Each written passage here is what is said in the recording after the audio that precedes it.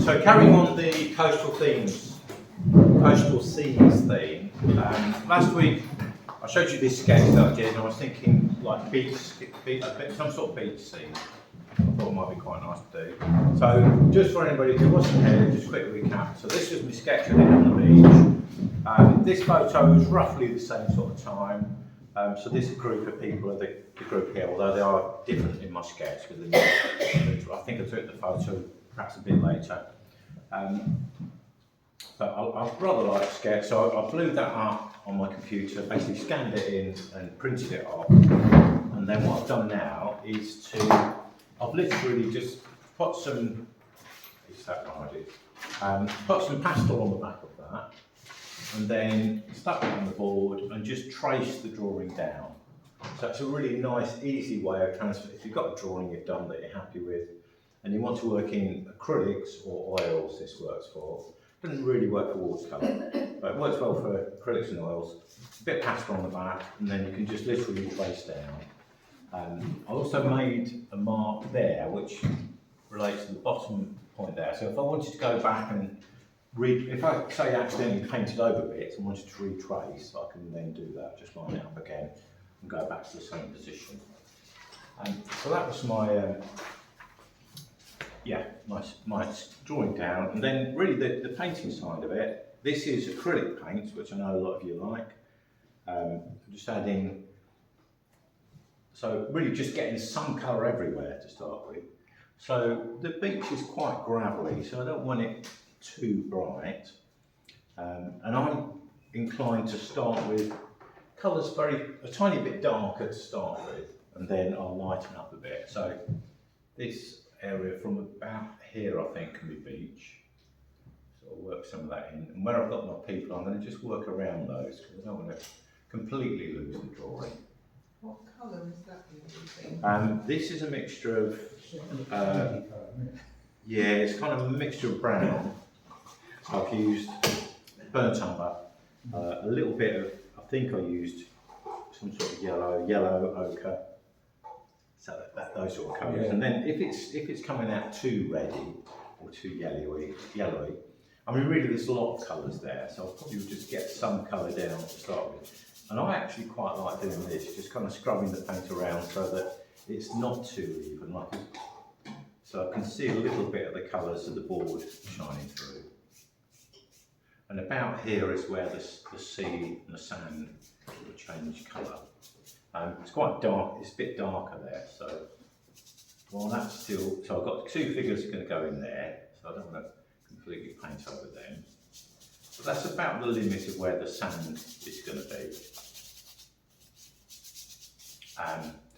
Things like gravel are quite hard textures to try and suggest really, and I don't like stippling very much. I don't see artists using stippling very effectively.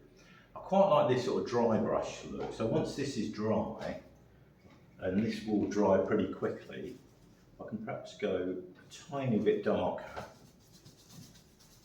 And that's what I tend to do, sometimes just almost like drag some of the paint over like that.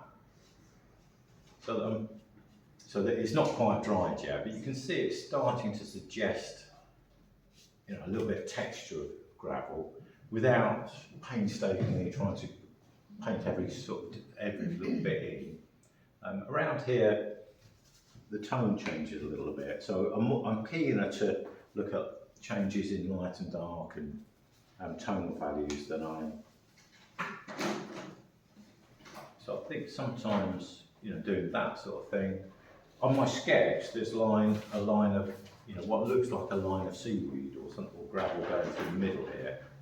So if I just kind of roughen that up a little bit, and this is all with just a fairly reasonable sized brush, perhaps put a little bit of this colour in as well. Around where the people are, there's going to be some nice strong shadows anyway, so that can go a bit darker around there. And then maybe a little bit of light, so perhaps go a tone lighter as well, and doing exactly the same thing. So I've got the same colour on the palette, just adding white to it. No, it's not showing up. Go lighter still then.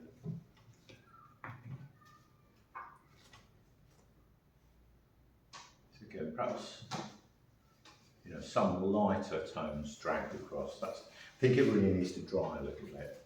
And then what I tend to do is every now and then I'll just do a few marks, a few dots and dashes.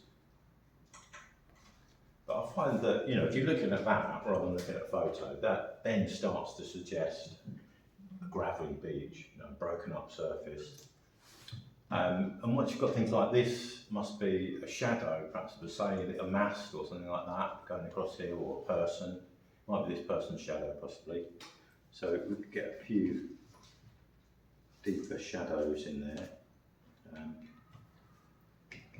Just a little bit browner. So it could be, well, this couple here, this would do. So got some colour on them. You know, once they've got a few shadows in,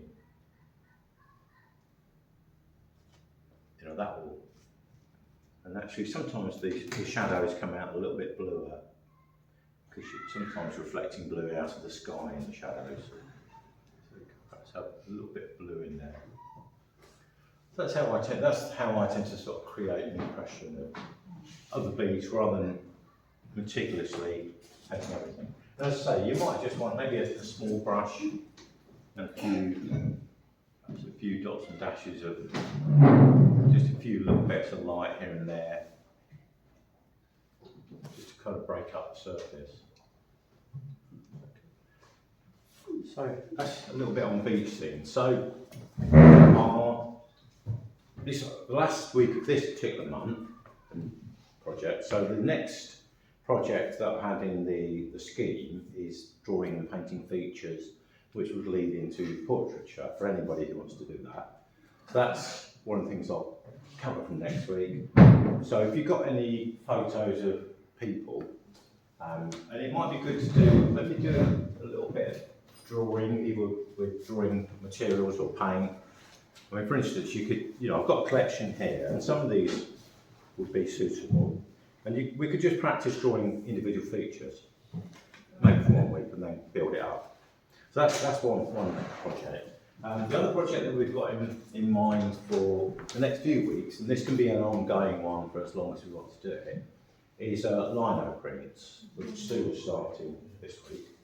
I've ordered some lino for anybody who's interested. So hopefully I've ordered enough. I found that there was, you know, a few people in each group interested, and it's probably not the sort of thing we can all do at the same time, because I've only got so much equipment. But with the stuff I've ordered, you know, if you wanted to have a go, you'll be able to have a go and try it out and see what you think. And then if you then want to then go and buy your own stuff at some later point, you have to do that. But I've basically got a few trays for a few rollers, a couple of tubes of ink, a few cutters, and I've ordered some soft cut lino. So can I just show you yours? So Sue's, I've basically ordered something smaller than this. It'll be pieces about a quarter this size or half this size. And this is called soft cut lino, so it's really like a plastic, and it's a bit easier to cut than conventional lino. So some of this should be coming through soon. And you have a chance to, you know, do a little print if you like. Oh right, yeah, brilliant, great. So this is conventional lino. So the difference is, so the newer stuff, the soft cut, is like a plastic, like a vinyl, and that wasn't around when I first started doing lino cutting. This is, so conventional lino is made up of, I think it's cork ground up and linseed oil, and it's on like a hessian backing just to keep it all together and sort of pressed. So it's, that was just the kind of lino that you leave on the floor. yeah, it's like old-fashioned floor lino, and my grandma literally had some of this stuff on. They used to call it oil, didn't they? Yeah, that's what it is, which is what it is. It's linseed oil, cork. I mean, in terms of the environment, this is probably the best one to go for, because it's not using plastic, it's just using all materials that will rot down in time. Did you say that's oilcloth? Is that what they used to call it? No, oilcloth was something different. Oh, was it? Oilcloth was like a tablecloth. Ah, right, You had a yeah. backing on it. Yeah. We had it all cloth and it was just brown. Did you have it on the floor? Yeah, and you just stuck on the floor. Okay. Awful We stuff. couldn't get I stuff can't- up and top. Wait, this is what they used to use on the floor. No, you just hardly. This kind though is harder to cut. So I've ordered the softer stuff, but you can still get this. You can get this from Jackson, sell this. You can actually make it softer by just leaving it on the radiator for a while, and it will soften up a bit. So with heat, it gets softer. So either of them are doable. Things eat it as well, that's the only. Do they? Yeah. Ah, right. Things I've eaten some health ones. Ah, right. Yeah. Who eats them? Well, pests and things. Yes. I guess it's like oil, isn't it? Probably like the least It's of oil. oil, yeah. Yeah. So anyway, that will be like a side project that we'll have going on the side. But I will demonstrate that one way or another. I'll demonstrate that next week anyway, so that you start. Yep. What material would you use, what paint would you use to take the lino cut and onto the You need printing inks, so which I've ordered some water-based printing inks. So don't go rushing out and buying them, because I've ordered some big tubes that we can use. See if you like it, and then if you're really keen, then you could go out and get perhaps some better quality ones. But the ones I've ordered are water-based, so they'll dry fairly quickly. I've done lino printing with other projects, and you can get some really nice colours with the oil-based print, but it will take a while to dry. So I tended to go for as simple as possible, which is the water-based ones. Okay. Yeah. So yeah, we'll start those next week.